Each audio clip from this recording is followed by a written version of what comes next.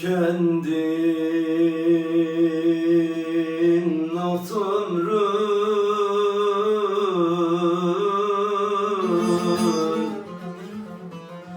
Dilde sermaye olan bir ahvalde gülüm aman aman.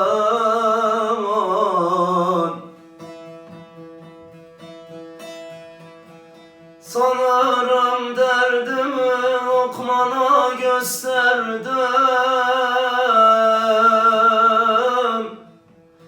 Sanırım derdimi okmana gösterdim. Dedi eyvah eyvah.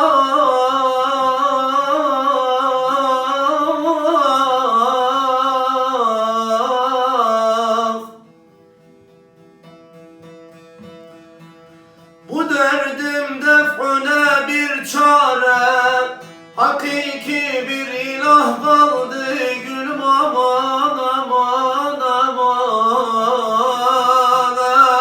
aman. Ne kara günlerde beni halk etmiş Mevlam, ne kötü günlerde beni doğurdu zavallı anam.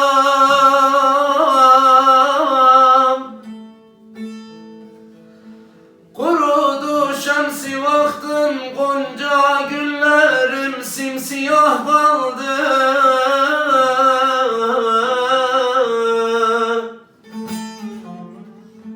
Ölümüne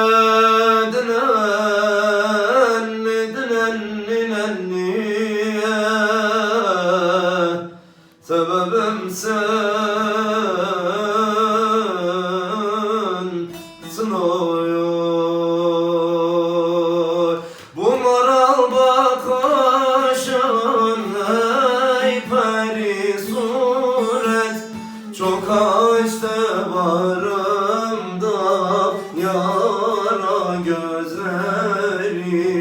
Bilmem huri miydi yoksa kıyafet, yakar baktan nara gözleri, nara gözleri.